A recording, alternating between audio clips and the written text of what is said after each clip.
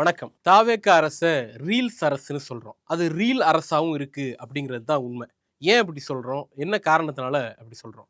திராவிட முன்னேற்றக் கழக அரசுலயும், அதற்கு முந்தைய அரசுகள்லயும் தமிழ்நாட்டுல செயல்படுத்தப்பட்ட திட்டங்கள் எல்லாத்தையும், ஏதோ இவங்க வந்த பிறகு தான் நடக்கிற மாதிரி புதுசாக ஸ்டிக்கர் ஒட்டி, ஒரு புதுசா பிராண்ட் பண்ணி, அத மக்கள்ட்ட வித்து தன்னுடைய ஆட்சிக்கு நல்ல பேர் வரும் மாரி செயல்படக்கூடிய ஒரு அரசாக இந்த அரசு இருக்கு. அது சின்ன சின்ன அளவுல ஆரம்பிச்சு மிகப்பெரிய திட்டங்கள் வரைக்கும் தன்னோட லேபிள கொண்டு வந்து, தன்னோட ஸ்டிக்கர கொண்டு வந்து ஒட்டக்கூடிய ஒரு போக்கு தொடர்ந்துகிட்டே இருக்கு. உதாரணத்துக்கு பார்த்தீங்க அப்படின்னா, அரசாங்க பள்ளிக்கூட மாணவர்களுக்கு அப்படின்னுட்டு சில திட்டங்கள் இருக்கு.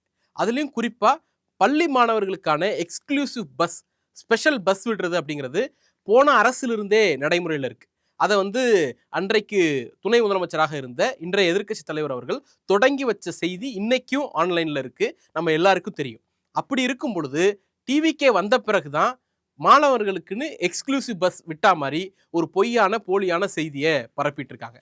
அதே மாதிரி அடுத்து 2வது பார்த்தீங்கன்னா, தொழில்துறை அமைச்சரே வந்து 21 நாள்ல வந்து நாங்க எல்லா கிளியரன்ஸையும் கொடுப்போம், தொழில் அனுமதிகளை கொடுப்போம், சிங்கிள் விண்டோ மூலமா கொடுப்போம் அப்படின்ட்டு அது ஏதோ புதுசா இன்னோவேட்டிவா இவங்க கண்டுபிடிச்சு இவங்க அந்த நடைமுறைக்கு கொண்டு வந்த மாதிரி ஒரு தகவலை பரப்புறாங்க. உண்மை என்ன அப்படின்னா, தமிழ்நாட்டில் கைடன்ஸ் நிறுவனம் மூலமா எல்லா அனுமதியையும் ஒற்றைச்சாளர முறையில், அதாவது சிங்கிள் விண்டோ முறையில் செயல்படுத்தக்கூடிய திட்டம் ஏற்கனவே நடைமுறையில் இருக்கு. 21 நாள்ல இதை ப்ராசஸ் பண்ணி கொடுக்கணும் அப்படிங்கிறதுக்கு நம்மகிட்ட கெசட் நோட்டிஃபிகேஷனே இருக்கு. ஆனால் இவங்க வந்த பிறகு அதை செய்கிற மாதிரி ஒரு ஸ்டிக்கரை ஒட்டி அதை மக்கள்கிட்ட விற்பனை செய்ய முயற்சி பண்ணுறாங்க.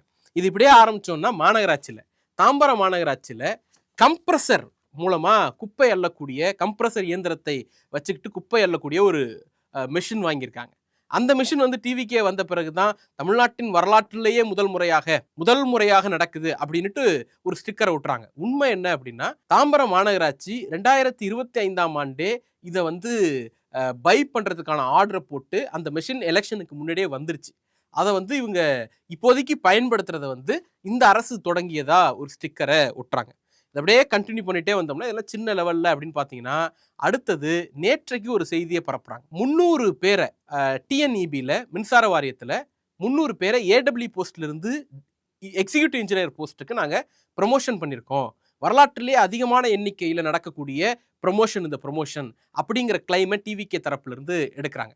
இது 2 இடத்துல டிஃபர் ஆகிறோம். ஒன்று, இந்த ப்ராசஸ் வந்து டிவிகேவால் செய்யப்படலை. 2001 இருந்து இருக்கக்கூடிய ஏஇ, ஏடபிள்யூ இவங்களுக்கான ப்ரமோஷன் வெவ்வேறு காலகட்டங்களில் நடந்துட்டு இருந்துச்சு. அந்த ப்ரமோஷனை வந்து எதிர்த்து அவங்களுடைய எலிஜிபிலிட்டி பற்றி கொஸ்டின் பண்ணி உச்சநீதிமன்றத்தில் ஒரு வழக்கு இருந்த காரணத்தினால் அந்த வழக்கு முடிவதற்காக வெயிட் பண்ணிட்டு இருந்தோம். அந்த வழக்கு மார்ச் மாதம் 11ஆம் தேதி 2026 ஜட்ஜ்மெண்ட் வருது. அடுத்த நாளே 24 மணி நேரத்துக்குள்ள ப்ராசஸை இனிஷியேட் பண்ணி 416 பேருக்கான பதவி உயர்வுக்கான ப்ராசஸை வந்து திமுக அரசு இனிஷியேட் பண்ணுது. இந்த 416 பேர்ல இருந்து 300 பேருக்கு மட்டும்தான் இப்ப டிவிகே அரசு ப்ரமோஷன் கொடுத்துருக்கு. ஸோ இந்த ப்ரமோஷனை வந்து தொடங்கியது திமுக அரசு.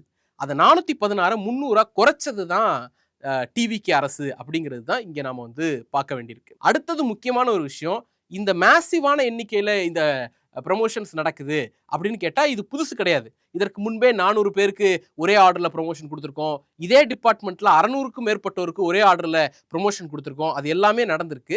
ஆனா இவங்க வந்து முதல் முறையாக செய்தி பார்க்கறதுனால, முதல் முறையா அரசை பார்க்கறதுனால, முதல் முறையா அரசு நிர்வாகத்தை பார்க்கறதுனால இவங்க செய்யறதெல்லாம் புதுசா அவங்களுக்கு தெரியுது.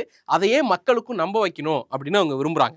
அடுத்து இன்னொரு செய்தி பார்த்தீங்க அப்படின்னா, வருகை இல்லா ஆவணப்பதிவு அப்படின்ட்டு பத்திரப்பதிவு துறையில டைரக்டா போகாம சில முக்கியமான கேசஸ்ல ஃப்ரெஷ் ரெஜிஸ்ட்ரேஷன், அப்புறம் இந்த புதுசா வரக்கூடிய பிளாட்ஸ் ரெஜிஸ்டர் பண்றது, அபார்ட்மெண்ட் ரெஜிஸ்ட்ரேஷன், ரீ ரெஜிஸ்ட்ரேஷன் இல்லாத ஃப்ரெஷ் ரெஜிஸ்ட்ரேஷன் எல்லாத்தையும் ஆன்லைன்ல பண்ணிக்கலாம் அப்படிங்கிற ஒரு ப்ராசஸை இவங்க இனிஷியேட் பண்ணதா சொல்றாங்க. உண்மை என்னன்னா, அதுக்கான கைட்லைன் மட்டும் தான் இவங்க போட்டிருக்காங்க. அந்த திட்டம் ஏற்கனவே திராவிட முன்னேற்ற கழக அரசில் தொடங்கி வைக்கப்பட்டது. ஜனவரி மாதம் 23ஆம் தேதி 2026 ஸ்பிரிண்ட் 1 அப்படிங்கிறதுல தொடங்கி மார்ச் மாதத்துல